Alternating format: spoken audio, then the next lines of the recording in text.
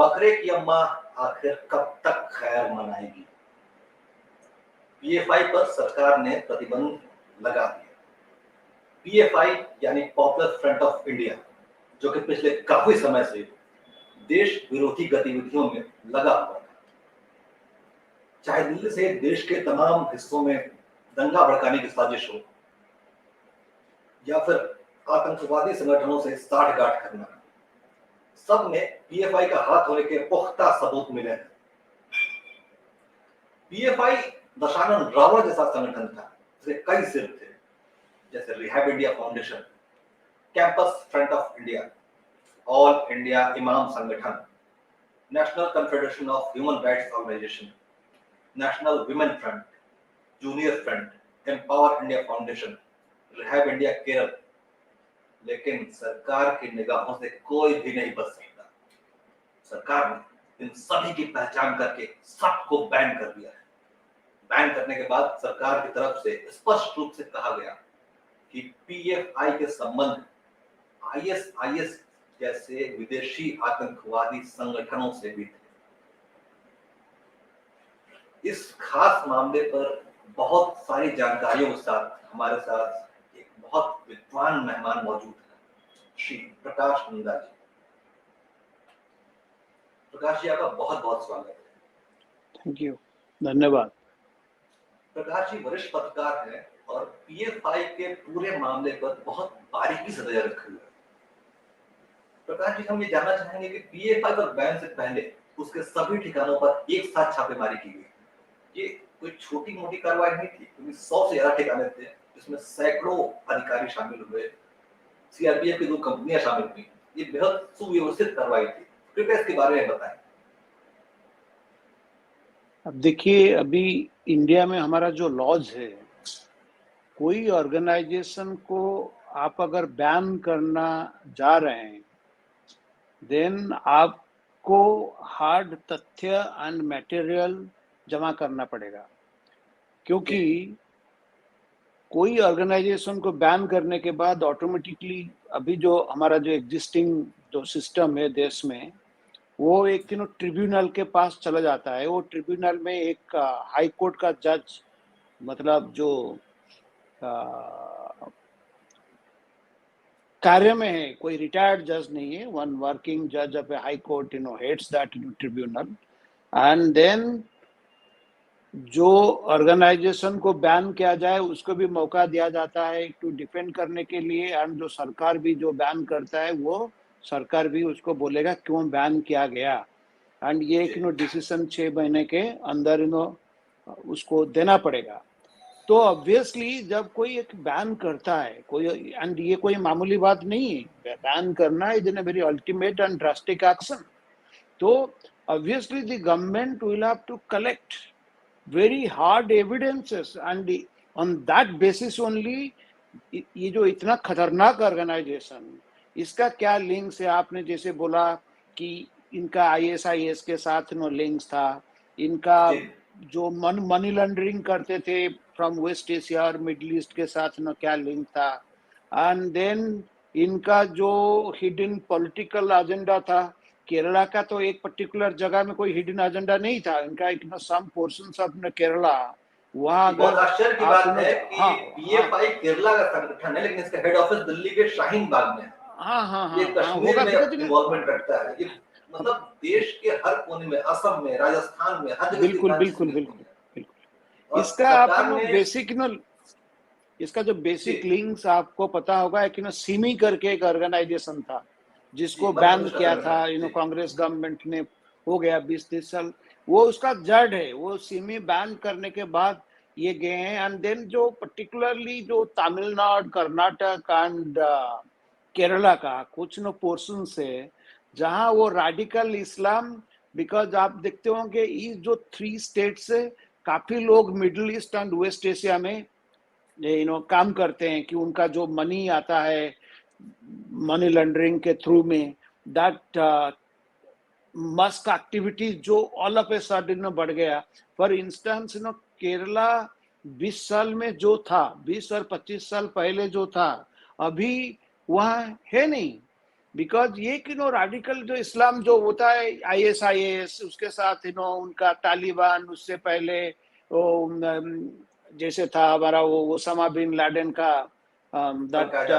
Organ, अल कायदा, इनके जी। साथ। एंड इन लोग ओपनली बोलते थे कि इंडिया को एक इस्लामिक कंट्री बनाएंगे। तो दारुल ऑब्वियसली अरब, सिंस दारुल इस इस्लाम पर्टिकुलर बनाएंगे। पोर्शन, हाँ इस पर्टिकुलर पोर्शन जो कंट्रीज का है, यहाँ से सो हैपन दैट ज्यादातर लोग उस इलाका में काम करते हैं, तो वहीं से उनका इन्फिल्ट्रेशन शुरू हुआ। देन वो लोग आके फिर कैसे जो एक्टिविटीज बढ़ रहा है पर्टिकुलर दैट कोस्टल बेल्ट में। तो ये कोई सरप्राइजिंग होने का बात नहीं, इनका हेडक्वार्टर्स में दिल्ली में हो सकता है, बट उनका जो रियल जो नर्व सेंटर जो हैं वो ज्यादातर, द मोस्ट पावरफुल जो नर्व सेंटर है वो उनका है केरला में, and then partly in Tamil Nadu. And then of course since it is इनका इंटरनेशनल कोलैबोरेशन है एंड वो के रेडिकल इस्लामिक ब्रांड को प्रमोट करना चाहते हैं, ये स्वाभाविक है कि उनका बाकी सब देश का वेरियस प्रांत में, डिफरेंट प्रांत में भी प्रकाश जी, उनका प्रकाश सेल्स जी, है। ये बहुत स्पष्ट हो चुका है कि PFI यानी पॉपुलर फ्रंट ऑफ इंडिया एक आतंकवादी हम्म, संगठन है। इस बात के पर्याप्त सबूत मिल चुके हैं, इस बारे में लगातार हम्म, रिपोर्ट्स भी आ रही हैं। इसके हम्म, बावजूद राजनीति अजीबोगरीब है भारत की कि लालू यादव ने बयान दिया है कि PFI के साथ साथ RSS को भी बैन किया जाना चाहिए। ये राजनीति, इसके पीछे क्या वजह देखते हैं आप? तो हास्यास्पद बात है, it is totally ridiculous.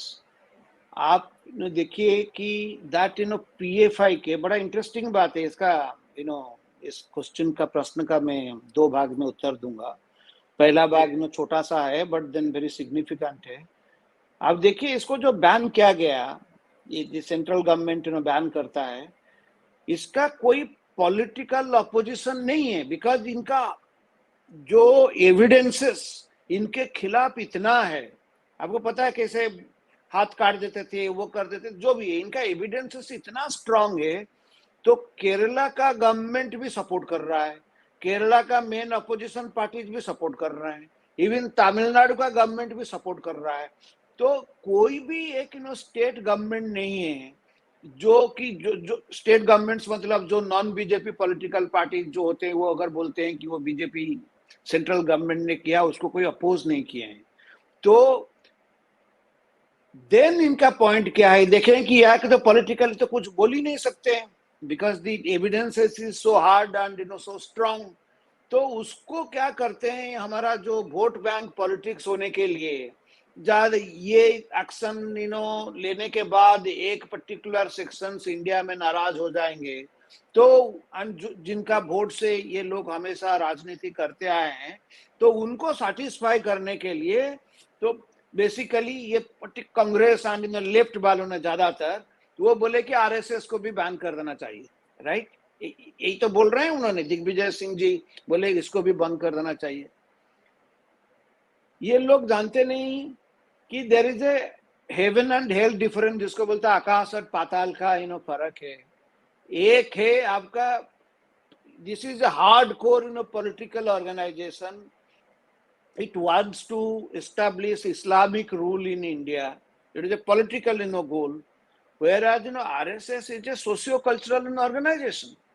But unfortunately क्या हुआ है, हमारा जो देश का जो इतिहास है, एंड पर्टिकुलरली जब कांग्रेस पार्टी सरकार में रहा है, वो बिकॉज ऑफ इनका जो RSS का जो ग्राउंड लेवल वर्क है, उनका जो डेडिकेशन फॉर देश सेवा, नेशनलिज्म एंड ये सब को करके, एंड वो पर्टिकुलरली वो जानते हैं कि इनका बीजेपी के साथ लिंक है, in the sense that BJP is a political party. RSS is not a political party, but it is undeniable that there are some links, because many RSS leaders invariably, when they opt for politics, they join the party. That's all right. But the point is that ये एक political animosity और political motivation में various stages में 3 बार कांग्रेस सरकार ने RSS को ban किया है। मैंने जैसे बोला ना, बैन कर देना कोई organisation, it's a very easy decision in this sense that executive कोई भी है कर देगा, बट देन मैंने जैसे बोला कि वो बैन को आपको सिद्ध करना पड़ेगा आपने क्यों किया, ये तो है ना, बिकॉज ये एक डेमोक्रेटिक कंट्री है, जैसे मैंने बोला हमारा एक ट्रिब्यूनल है, तो एनीबडी कैन गो। तो ये जो 3 बार जो किए थे totally with political motivation, Congress सरकार ने क्या किया, पहले बार आरएसएस को प्रकाश जी, 1948 एक में, बड़ा एक अहम सेकंड, सवाल है। मैं खत्म करता हूँ ये पॉइंट को, मेरे को 1 मिनट दीजिए। 1948 में आरएसएस को बैन किया, लेकिन 49 में लिफ्ट कर दिया गया, बिकॉज उनको कोई लिंक्स नहीं मिला कि आरएसएस गांधी का असैसिनेशन किया, कोई नहीं मिला ना, तो उनका तो मुंह वहीं से काला हो गया, उसको बंद किया। नेक्स्ट उन्होंने 1975 में किया, इमरजेंसी में जो हुआ ऑटोमेटिकली लिफ्ट हुआ, ऑटोमेटिकली गया। 2 बार इनको गाल में थप्पड़ पड़ा।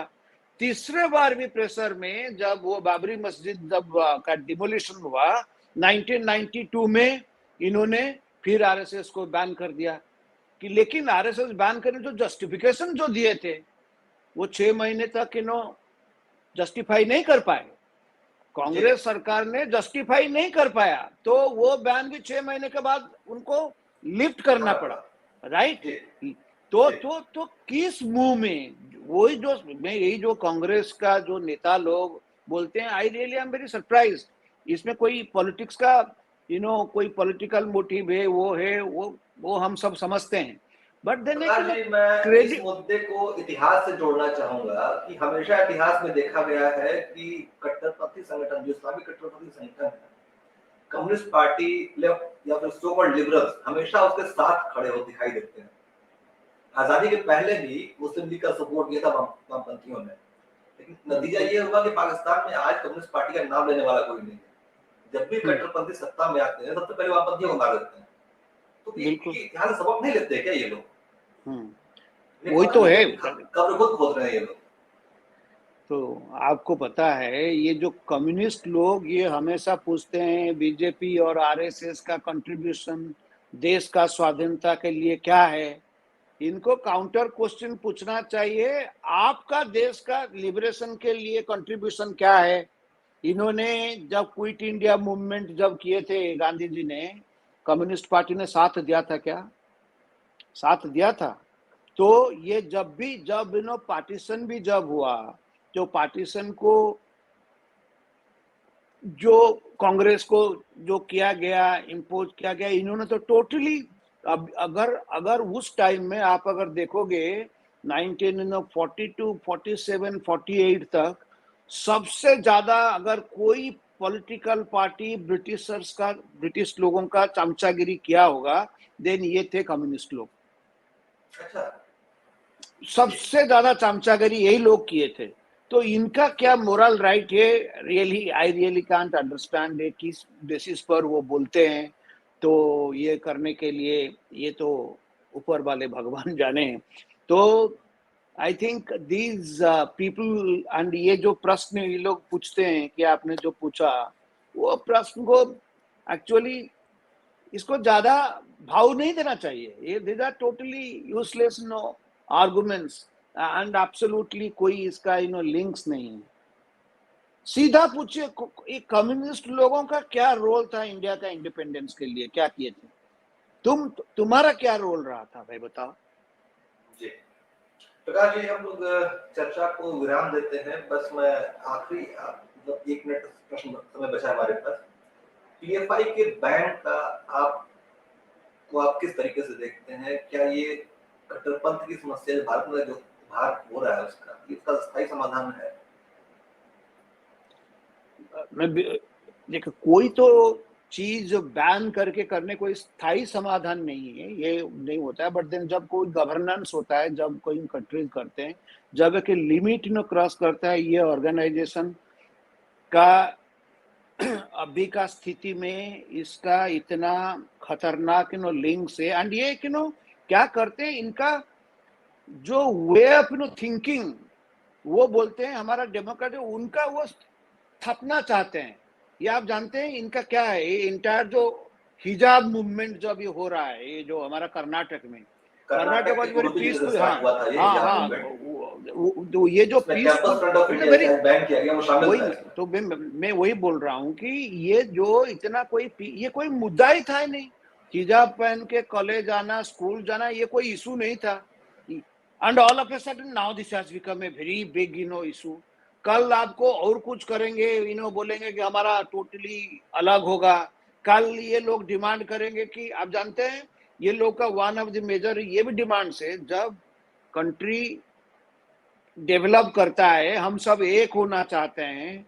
एंड ये भी हमारा कॉन्स्टिट्यूशन में लिखा गया है कि हम सब आर्गुमेंट कर रहे हैं, टाइम आ गया कि हमारा यूनिफॉर्म सिविल कोड होना चाहिए। सुप्रीम कोर्ट भी आपने जानते होंगे अभी गवर्नमेंट को मांगा है, भाई आपका क्या राय है, क्या कर रहे हो।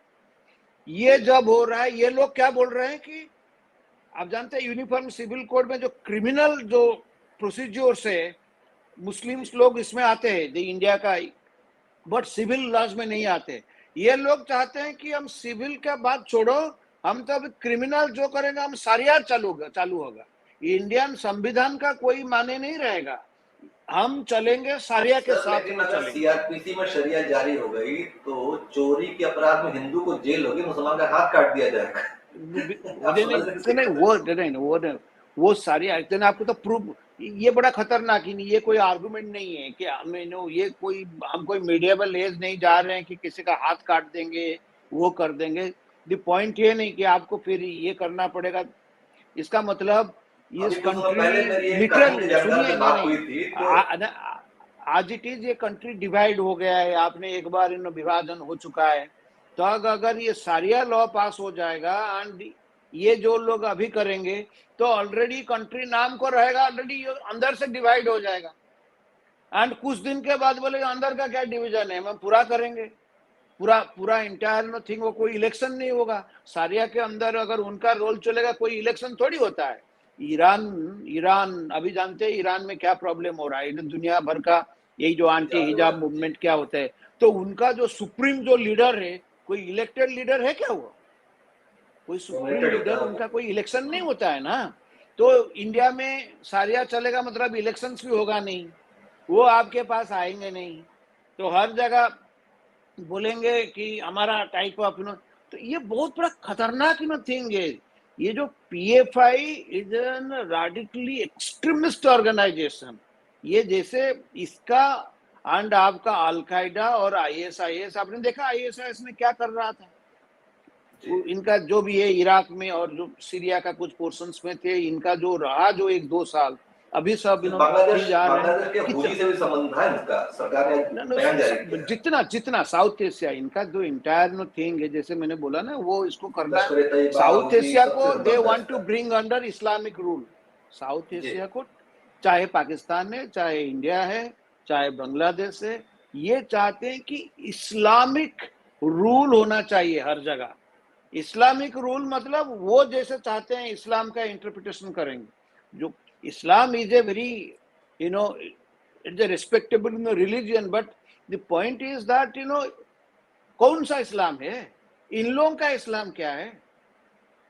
तो इन लोगों का इस्लाम होंगे तो कोई तो हम रह नहीं पाएंगे, आप और हम तो बात ही नहीं कर पाएंगे, उनको अच्छा नहीं लगेगा। हमने जैसे बोल दिया इनके खिलाफ, अभी हमने बोल दिया ना कि पीएफआई ये रेडिकल इस्लाम कर रहे हैं, इनका अगर सारिया रूल हो जाएगा तो आपको और हमको आके इनका गुंडा उठा के ले जाएंगे ऑफिस के सामने बाहर से।